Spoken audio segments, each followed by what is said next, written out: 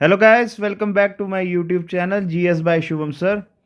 दोस्तों, आज का टॉपिक हमारा कंटिन्यूएशन होगा इंडियन नेशनल कांग्रेस के ऊपर। जी हाँ, पिछली वीडियो में हमने क्या किया था, annual sessions of the Congress किए थे। अगर आपने वो वीडियो नहीं देखी है तो लिंक में आपको मिल जाएगा, या आप हमारी प्लेलिस्ट के ऊपर भी जा सकते हैं। जितने भी टॉपिक्स आपको पढ़ाए जा रहे हैं सारे उसके सब्जेक्ट वाइज या टॉपिक वाइज अरेंज किए गए हैं हमारे यूट्यूब चैनल पे। तो आज का टॉपिक होगा हमारा कांग्रेस के बारे में, और यहाँ पर होगा हमारा मॉडरेट्स और एक्सट्रीमिस्ट के एनालाइजेशन। ठीक है, मॉडरेट्स एंड एक्सट्रीमिस्ट हम करेंगे। अगर आपको इनके बारे में पता होगा तो आप अच्छी तरह से जानते हैं नरम दल और गरम दल कौन थे हिंदी में, जिनको कहा जाता था। चलिए हम आज का टॉपिक शुरू करते हैं। और शुरू करने से पहले एक चीज़ याद रखना, अगर आपको कल का टॉपिक याद होगा, वहाँ पे आपको मैंने बताया था Indian national Congress is the first political party of India. पर एक चीज़ और उसमें आपको बता दूं, वो नेशनल लेवल की पार्टी थी। ठीक है, Indian national Congress national level की पार्टी थी, जो हमारी पहली पॉलिटिकल पार्टी बनी इंडिया की। पर उससे पहले भी हमारे इंडिया में बड़ी ही ज़्यादा पॉलिटिकल पार्टीज बनाई गई थी अपने रीजनल लेवल्स पे। ठीक है, रीजनल लेवल्स पे वो पार्टी थी, जैसे कि 1883 में, ठीक है, 1836 में हमारी एक पॉलिटिकल पार्टी बनी थी। उसका नाम था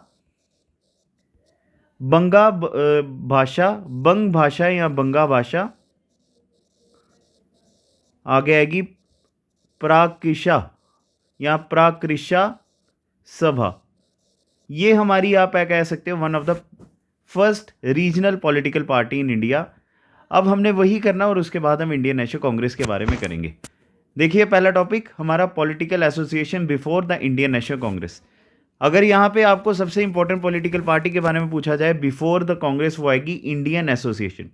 ठीक है, इंडियन एसोसिएशन है जो किन्होंने बनाई थी, सुरेंद्र नाथ बनर्जी या एस एन बनर्जी ने इसको बनाया था। ठीक है, ये उस समय की सबसे ज़्यादा एक्टिव पॉलिटिकल पार्टी या एसोसिएशन थी जो पहले बनाई गई थी। अब बात करते हैं कौन कौन सी ऐसी पॉलिटिकल एसोसिएशन थी जो that were form before the formation of the Indian national Congress. 1851 में हमारी एक पॉलिटिकल पार्टी आती है जिसका नाम है ब्रिटिश इंडियन एसोसिएशन। ठीक है, 1851 की पार्टी ब्रिटिश इंडियन एसोसिएशन, जो किसने बनाई थी, यहाँ पे नाम आएगा, यहाँ पे मैंने लिखा नहीं हुआ है, जगन्नाथ शंकर सेठ। ठीक है, जगन्नाथ शंकर सेठ। ठीक है, एक चीज़ आपको बता दूं, ये आपका ना ही JKSSB का कवर करेगा, ना ही SI का। ये आपका होल लेवल, जहाँ जहाँ आपको मॉडर्न हिस्ट्री जिस एग्ज़ाम में पूछी जाएगी, ये सब के लिए आपका है। तो ये मैंने स्पेशल कोई JKSSB के लिए या JKPSI के लिए या KS के लिए नहीं डाली है। ये सारे आपके जो पेपर्स आएंगे उन सब में हमारा इंडियन नेशनल कांग्रेस ये बड़े अच्छे लेवल का आपको कराया जा रहा है, या डीप लेवल की जिसकी बात की जाए। अब ये कौन कौन से एरियाज को कवर करता था, चेन्नई, बंगाल और मुंबई। ठीक है, और उसके बाद जो लैंडलॉर्ड्स के जो इंटरेस्ट थे उनको क्या करता था, ये कवर करता था। ठीक है, आगे समझ। चलिए, फिर उसके बाद आती है ईस्ट इंडिया एसोसिएशन 1886 में जो बनाई गई। ठीक है, ईस्ट इंडिया एसोसिएशन, ये भी दादा भाई नरोजी, ये आपको पहले भी बताया मैंने, ये लंदन में बनाई गई। और इन्होंने क्या किया था, सबसे पहली बात, ये ऐसी पॉलिटिकल पार्टी जो भारत के लिए बनाई गई थी, पर बनाई गई थी कहाँ पर, लंदन में। ठीक है, और लोगों का जो ओपिनियन होता था, ब्रिटिश सरकार को उन्होंने जो बताना होता था, उसके बारे में ये पॉलिटिकल पार्टी जो है बनाई गई थी। पूना सभा 1870 में, जो कि इन्होंने बनाई MG रानाडे, कहाँ पर, पूना में ही। ठीक है, 1870 में पूना सभा, और कहाँ पे बनाई गई थी, पूना में। जिन्होंने बनाई उनका नाम है MG रानाडे। ठीक है, चलिए, इंडियन एसोसिएशन 1876, जो आपको पहले बता दिया मैंने, सुरेंद्र नाथ बनर्जी, और एक और नाम आएंगे, आनंद मोहन बोस। ठीक है, आनंद मोहन बोस। ठीक है, मद्रास महाजन सभा 1881 में। ठीक है, किन्होंने बनाई थी, जी सुब्रमण्यम अय्यर और R आनंद चार्लू। ठीक है, इन्होंने कहाँ पे बनाई थी, चेन्नई में। बॉम्बे प्रेसिडेंसी 1885 में, ये मुंबई में बनाई गई थी, जिस साल इंडियन नेशनल कांग्रेस भी बनाई गई थी। ठीक है, और ये कहाँ पे थी, बॉम्बे में। अब आता है हमारा जो आज का इंपॉर्टेंट टॉपिक, वो आएगा इंडियन नेशनल कांग्रेस। आप सबको पता होगा इंडियन नेशनल कांग्रेस कब बनी थी, 1885 में। और किन्होंने इसको बनाया था, A.O. ह्यूम ने। ठीक है, इन्होंने ही बनाया था ना इसको। चलिए उसके बारे में बात करते हैं। सबसे पहले बात करते हैं इंडियन नेशनल कॉन्फ्रेंस, जिसका नाम बाद में चेंज हुआ था हमारी INC या इंडियन नेशनल कांग्रेस के ऊपर। वो किसने बनाई थी? सुरेंद्र नाथ बनर्जी ने 1883 में ये बनाई थी, ठीक है। अब उसकी जब पहली मीटिंग हुई थी वो भी कहाँ पे हुई थी? दिसंबर में, और बॉम्बे में ही हुई थी, जिसकी प्रेसिडेंटशिप किसको दी गई थी? आनंद मोहन बोस को। और इनका ऑब्जेक्टिव क्या था? सबसे पहला हमारे इंडिया की नेशनल पार्लियामेंट बनाने का, ठीक है। ये आपका पहला क्वेश्चन बनता है यहाँ से। इंडियन नेशनल कांग्रेस पहले क्या थी? वो थी इंडियन नेशनल कॉन्फ्रेंस, ठीक है। ये कब बनी थी? 1883 में। जो किन्होंने बनाई थी? सुरेंद्र नाथ बनर्जी। और जिसके प्रेसिडेंट कौन थे सबसे पहले? Anand Mohan Bose. Second national conference की मीटिंग कहाँ पर हुई थी? 1885 में। जिसको ओवरटेक किसने किया? ए.ओ. ह्यूम ने। अगर आपने पिछली वीडियो देखी होगी annual sessions of the Congress, तो वहाँ पे आपको पता होगा ए.ओ. ह्यूम ने कांग्रेस को बनाया था। और किन की मदद से बनाया था? लॉर्ड डफरिन की, ठीक है। लॉर्ड डफरिन की मदद से बनाया था ना इसको। तो इन्होंने क्या किया? जो इंडियन नेशनल कॉन्फ्रेंस की सेकंड मीटिंग थी कैलकाटा में, उसको ओवरटेक किया किन्होंने? ए.ओ. ह्यूम ने। चलिए अब बात करते हैं ऑल इंडिया या पैन इंडिया जो हमारी पॉलिटिकल पार्टी बनाई जाती है, एलन ऑक्टेवियन ह्यूम या ए.ओ. ह्यूम, जिन्होंने दिसंबर 1885 में फर्स्ट मीटिंग करवाई कांग्रेस की, ठीक है। इंडियन नेशनल कांग्रेस जिसका नाम पड़ा। अब बात करते हैं इंडियन नेशनल कांग्रेस किसके द्वारा बनाई गई थी? ब्रिटिशर्स के द्वारा बनाई गई थी ना, तभी इसको क्या कहा जाता है? सेफ्टी वैल्व भी कहा जाता है, ठीक है। The aim of establishing Congress was safety valve theory, जो किन्होंने दी थी? खुद ए.ओ. ह्यूम ने दी थी, ठीक है। ए.ओ. ह्यूम ने ये कंसेप्ट खुद दिया था। चलिए अब आगे सेफ्टी वेल के बारे में आपको एक बार फिर से बता देता हूँ। देखिए कांग्रेस जो ब्रिटिश पार्टी थी या ब्रिटिश गवर्नमेंट थी, इनको क्या हुआ था? जब रिवॉल्ट ऑफ 1857 हुआ उसकी वजह से पड़ गया डर। इन्होंने सोचा कि अगर इतना बड़ा नेशनल लेवल का अगर कोई पंगा हुआ है 1857 में और ब्रिटिश हुकूमत को पता भी नहीं चला, अगर फिर से ऐसा कुछ हो जाए तब हम क्या करेंगे, ठीक है। जिसकी वजह से फिर इन्होंने लॉर्ड डफरिन के साथ मिलकर क्या की? एक ऐसी पॉलिटिकल पार्टी बनाई जो टाइम द टाइम उनको बताते रहेंगे हमारे इंडियंस की क्या ग्रीवियंसेस है। तभी इसको क्या कहा जाता है? सेफ्टी वेल्व कहा जाता है। आगे समझ। चलिए अब पहला सेशन आपको पता है कहाँ पर हुआ था? बॉम्बे में या महाराष्ट्र में। प्रिसाइड किसने किया था? उमेश चंद्र बनर्जी ने, ठीक है। चलिए आगे 72 डेलीगेट्स ने जो है इसमें पार्टिसिपेट किया था, जिसमें लीडर्स कौन कौन से आएंगे? दादा भाई नौरोजी, फिरोज शाह मेहता, सुरेंद्र नाथ बनर्जी और बदरुद्दीन तायब जी। अब बात करते हैं कांग्रेस हमारा दो पार्ट्स में डिवाइडेड था, एक था मॉडरेट फेस और एक था एक्सट्रीमिस्ट फेस। पहला हमारा फेस आएगा मॉडरेट फेस, जो आएगा 1885 जब कांग्रेस शुरू होगी थी उधर से लेकर 1905 तक, क्योंकि 1905 में बंगाल का विभाजन हुआ था या पार्टीशन ऑफ बंगाल हुआ था, जिसकी वजह से आगे कांग्रेस कभी भी अपने आप को एक साथ रह के काम नहीं कर पाई। सबसे पहली बात, जो मॉडरेट्स थे वो हमेशा गवर्नमेंट के ऊपर बिलीव करते थे। ये सोचते थे कि अगर हम डायरेक्ट अटैक करेंगे ना गवर्नमेंट के ऊपर, उसकी वजह से हमारे देश में पॉलिटिकल सैल्वेशन या पॉलिटिक्स का जो भविष्य है वो पूरी तरह से ख़त्म हो जाएगा। तो हमें क्या करना पड़ेगा? कोई अटैक नहीं करना, हम प्यार से जो है इनको समझाएंगे, ठीक है। सबसे फिर से आपको बता देता हूँ, the moderates believe that the direct attack on the British government would not lead to the political salvation of the country. फिर ये किसके ऊपर बिलीव करते थे? पीसफुल मेथड्स जैसे prayers, petitions, letters and application. ये कहते थे हम हड़ताल करके, पीसफुल प्रोटेस्ट करके, पेटिशंस करके, लेटर्स भेज के या एप्लीकेशन भेज के भी अंग्रेज़ी हुकूमत को झुका सकते हैं। उनकी डिमांड क्या थी? उनके बारे में बात करते हैं। इन्होंने कहा था जो उस समय की प्रोविंशियल या सेंट्रल लेजिस्लेटिव काउंसिल्स है, या स्टेट लेजिस्लेचर हो गए या सेंट्रल लेजिस्लेटिव हो गए, ये इसको पार्लियामेंट कहा जा सकता है, ठीक है। पार्लियामेंट हो गया और स्टेट लेजिस्लेचर हो गया, ठीक है। यहाँ पे क्या करो? इंडियंस को रिप्रेजेंटेशन दो। फिर उसके बाद सेंट्रल लेजिस्लेटिव काउंसिल जो है उनकी सीटों को एक्सपेंड करो और उनकी वो जो है भारतीय नागरिकता या भारतीयों को जो रिप्रेजेंटेशन है वो ज़्यादा दो। डिफेंस के ऊपर जो आप एक्सपेंडिचर लगा रहे हो, पैसा जो हमसे निकलवाते हो, उसको जो है थोड़ा कम करो। फिर उसके बाद इंडियंस को, सबसे ज़रूरी आप डिमांड ये भी कह सकते हो, इंडियंस को क्या करो? हाई गवर्नमेंट पोस्ट के ऊपर लगाओ। जैसे ICS एग्जामिनेशंस हैं उसमें हम इंडियंस को भागीदारी दो, और वो एग्ज़ाम्स अगर आप कर रहे हो तो हमारे इंडिया में भी इसको करो। पहले क्या होता था? ये एग्ज़ाम देने के लिए इनको इंग्लैंड में जाना पड़ता था, तो इन्होंने कहा हमारे इंडिया में जो है एग्ज़ाम को देखो। इंडियन एडमिनिस्ट्रेशन के लिए कोई एग्ज़ाम होना था और वो भी इंडिया में होता नहीं था, तभी कांग्रेस ने क्या किया? इसके खिलाफ प्रोटेस्ट किया। फिर उसके बाद इकोनॉमिक पॉलिसी जो या ब्रिटिशर्स का जो एटीट्यूड था हमारे लिए, पैसा हमारा खाने आए थे ना ये, तो वो सारा जो है आप चेंज करो। एजुकेशन जो है लोगों को प्रमोट करो। वेस्टर्न एजुकेशन हमारे इंडिया में लाया जाए और नेशनल कॉलेज ऑफ एजुकेशन के ऊपर काम किया जाए।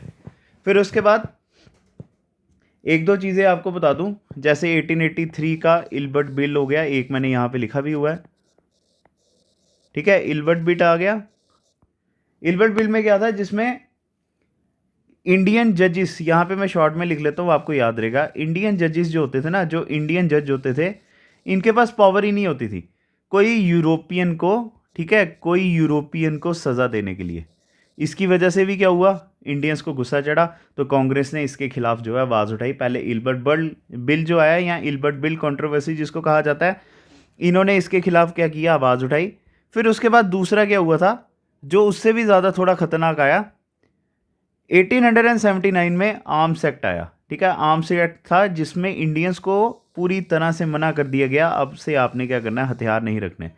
अब देखिए, जब रिवॉल्ट ऑफ 1857 हुआ होगा, लोगों ने अपने घरों से ही तलवारें वगैरह जो भी हथियार थे वो निकाल लेते ना, तो अंग्रेज़ों को डर पड़ गया, जिसकी वजह से इन्होंने एक लॉ ही पास कर दिया कि अब से आपके घरों में हथियार रखना गैर कानूनी हो गया हुआ है, ठीक है। चलिए अब आगे, अब बात करते हैं इनकी अचीवमेंट्स क्या क्या है।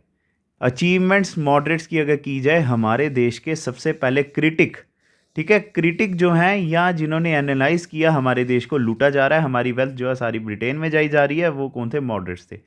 इन्होंने एक बुक लिखी थी, या हमें बताया कि हमारे देश से क्या हो रहा है, एक सिंक होल की तरह सारा पैसा जो है बाहर जा रहा है, जिसको कहा जाता है इकोनॉमिक ड्रेन ऑफ वेल्थ। अब किन्होंने ये बताया था, वैसे तो इसका प्राइम क्रेडिट किसको जाया जाता है, दादा भाई नौरोजी को, ठीक है, क्योंकि इन्होंने बुक लिखी थी un poverty and British rule in India. Un poverty and British rule in India, इन्होंने जो बुक लिखी थी उसमें इन्होंने क्या एक्सप्लेन किया था, ड्रेन ऑफ वेल्थ थ्योरी, ठीक है, ड्रेन ऑफ वेल्थ थ्योरी। अब इनके साथ किन्होंने इनकी मदद की थी, वो आएंगे आरसी दत्त।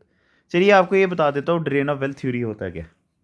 देखिए, जैसे आज के टाइम पे हमारे देश में क्या है, जब भी सरकार को लगता है देश का खजाना जो है खाली हो रहा है, तो वो क्या करते हैं, टैक्सेस वगैरह बढ़ा देते हैं ना, चाहे हम लोगों को उसमें गुस्सा चढ़ता है, पर वो पैसा घूम घुमा के क्या आता है, हमारे पास ही वापस आता है ना। रोडवेज बनाए जाते हैं, रेलवेज वगैरह बनाई जाती हैं, हमें बिजली वगैरह प्रोवाइड की जाती है, सब हमारे टैक्स के पैसों से ही होता है।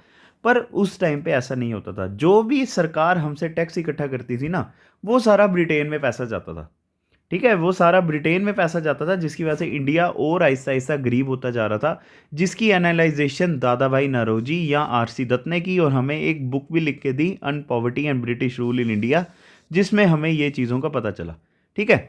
अब बात करते हैं उससे भी ज़्यादा बड़ी अचीवमेंट क्या हुई, इन्होंने इंग्लिश गवर्नमेंट को फोर्स किया इंडियन काउंसिल एक्ट ऑफ 1892 को पास करने के लिए, ठीक है। 1892 का जो इंडियन काउंसिल एक्ट आया, उसको हमारी मॉडरेट्स की जो पार्टी थी या कांग्रेस पार्टी ने फोर्स किया उसको पास करने के लिए।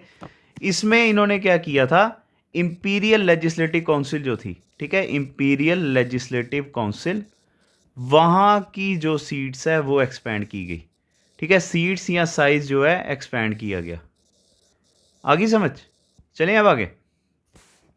फिर उसके बाद हमारे इंडिया में एक फेमस सा स्लोगन लाया गया, जिसको कहा जाता है नो टैक्सेशन विदाउट रिप्रेजेंटेशन। जब तक आप हमें भागीदारी नहीं देंगे हमारी असेंबलीज में, इंपीरियल हो गया या रीजनल हो गया, कोई भी हमारी जो लेजिस्लेचर है, वहाँ पे जब तक भारतीयों को रिप्रेजेंटेशन नहीं मिलेगी, तब तक हम आपको किसी तरह का टैक्स नहीं देंगे। और ये टर्म कहाँ से लाई गई थी, अमेरिकन वॉर ऑफ इंडिपेंडेंस के थे, ठीक है, और ये हमारे इंडिया में पॉपुलर हुई। अब बात करते हैं, जब ये कांग्रेस इतनी ज़्यादा हमारे देश में इतनी ज़्यादा फेमस होगी, तो जो अंग्रेज़ी हुकूमत थी, उन्होंने तो इनको कुछ बोलना था ना, जिसकी वजह से लॉर्ड डफरिन, ठीक है, लॉर्ड डफरिन ने सबसे पहले एक स्टेटमेंट इसके बारे में बताई थी। कांग्रेस क्या है, एक ऑर्गेनाइजेशन है जो क्या करती है, रिप्रेजेंट खाली माइक्रोस्कोपिक माइनॉरिटी जो है देश की, उनको रिप्रेजेंट करती है। और लॉर्ड कर्जन ने बोला था, जिन्होंने पार्टीशन ऑफ बंगाल किया था, कांग्रेस क्या है, अपने आखिरी दिनों में है, ठीक है, और मेरा सबसे बड़ा एम्बिशन क्या है, जब तक मैं देश में हूँ, जब तक मैं इंडिया में हूँ, मैं क्या करूँगा, इनकी मृत्यु में या इनको ख़त्म होने में पूरी तरह से मदद करूँगा, ठीक है। ये आ गया मॉडरेट्स। मॉडरेट्स के बारे में अगर आपको बताया जाए, तो ये क्या थे, पूरी तरह से पीसफुल थे, ठीक है, पीसफुल थे, डिड नॉट बिलीव्ड इन, क्या आएगा, डिड नॉट बिलीव्ड इन विच, इन, बताइए, they did not believed in violence, ठीक है। तो इसका मतलब बिना वायलेंस के हमारे देश में तो कुछ वैसे अचीव भी नहीं ना किया जा सकता। तो क्या हुआ कुछ सालों के बाद, शुरू शुरू में तो जब ये लोग थे मॉडरेट्स के अंडर जब था, तब तो थोड़े इनके दिन चल पड़े। पर जब भी नया खून या यंग खून जब किसी के साथ जुड़ता है ना, तो देश में बदलाव ज़रूर आता है। यही होता है ना। अब वही टाइम पीरियड आएगा हमारे देश में एक्सट्रीमिज़म का, जिसको गरम दल भी कहा जाता है। ठीक है, गरम दल भी जिसको कहा जाता है, ये आगे extremist. Period of militant nationalism. ठीक है, पीरियड ऑफ मिलिटेंट नेशनलिज्म। और इसको किसने हमारे देश में बूस्ट किया था, डोमिनेट किया था? लाल पाल बाल। लाल पाल बाल के बारे में आपको मैक्सिमम लोगों को पता होगा, लाला लाजपत राय। ठीक है, लाला लाजपत राय सबसे पहले आएंगे। फिर कौन आएंगे? बाल गंगाधर तिलक, जो बाल आए, और बिपिन चंद्र पाल। ठीक है, यही है ना तीन। इन तीनों के ऊपर क्या हुआ था, हमारे कांग्रेस का पूरा पूरा दारोमदार था। और आपको अगर पता होगा, बाल गंगाधर तिलक कभी भी कांग्रेस के प्रेसिडेंट नहीं रहे हैं, पर इनकी आपको पता ही है हमारे देश में कितनी बड़ी छाप छुटी हुई है। अब इन्होंने हमारे देश में मिलिटेंट नेशनलिज्म का कंसेप्ट लाया। बट बात करते हैं कैसे हमें प्रेरणा मिलती है देश में मिलिटेंट नेशनलिज्म लाने की। सबसे पहले इथोपिया। ठीक है, इथोपिया एक अफ्रीका का नेशन है। इसको क्या किया हुआ था, इटली ने कॉन्कर किया था। इटली क्या है, यूरोपियन है। ठीक है, ये यूरोपियन है ना। और इथोपिया ने क्या किया था, 1896 में इटली को भगा दिया, जिसकी वजह से इंडियंस को रियलाइज़ हुआ कि हम भी यहाँ से इंग्लैंड को जो है भगा सकते हैं। उसके बाद जापान जो है, उसने 1905 में रशिया को, माइटी एम्पायर था ये। ठीक है, रशिया उस समय माइटी कंट्री आज के टाइम पे भी है ना, जिसकी वजह से हमें लगा कि एक बैकवर्ड एशियन कंट्री, ठीक है, अगर एक बैकवर्ड एशियन कंट्री ऐसा कर सकती है तो हमें क्या प्रॉब्लम है। अगर आपको पता होगा जापान क्या है, आज के टाइम पे टेक्नोलॉजी में किसी से भी पीछे नहीं है। कोई भी कंट्री आप देख लीजिए, जापान उसको टेक्नोलॉजी के मामले में कभी भी पीछे नहीं हो सकता उनसे। पर 1905 में एक चीज़ और आपको बता दूँ, 1885 में जापान क्या हुआ था, इंडिपेंडेंट हुआ था। और उसके कुछ सालों के बाद ही 1905 में जापान ने रशिया को हरा दिया, जिसकी वजह से हमें लगा कि अगर एक छोटी सी बैकवर्ड एशियन कंट्री जापान अगर ऐसा काम कर सकती है, तो हमें ऐसा करने में क्या है। ठीक है, और उसके बाद 1896 और 1900 का टाइम पीरियड, जिसमें फेमाइंस का पीरियड हमारे यहाँ पर था, उसी में एक साल 1897 का आता है। ठीक है, 1897 का। अब आपको एक चीज़ और बता दूं, कांग्रेस हमेशा क्या करती थी, 3 दिन का एनुअल सेशन करती थी, मतलब पूरे साल में उन्हें 3 दिन मिलना होता था। 1897 में भी जब बॉम्बे में जब फेमाइन आया हुआ था ना, तब भी इन्होंने 3 दिन आए और बात बूत करके चले गए, जिसकी वजह से उस साल इनको अखबारों में क्या क्रिटिक झेलना पड़ा, जिसको कहा जाता है 3 डेज तमाशा। ये क्या करते हैं, 3 दिन का तमाशा करते हैं, जिसकी वजह से लोगों को इनके ऊपर और गुस्सा चढ़ा और यंग जो जनरेशन थी वो इनके खिलाफ होना शुरू होगी।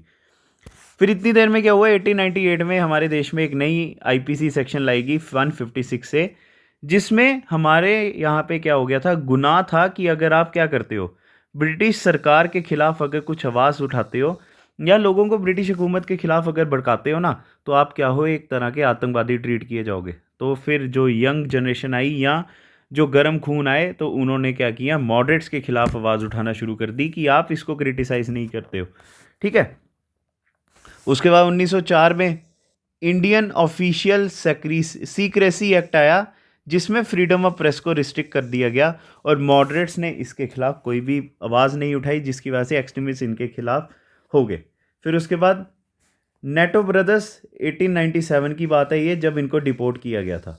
ठीक है, इनका कोई गुनाह नहीं बताया गया कि इन्होंने किया क्या है, इनको जेल में डाल दिया गया और वहीं पे इनको जो है फांसी पे चढ़ाया गया, पर पूरे देश को ये नहीं बताया गया कि इनका गुनाह क्या था।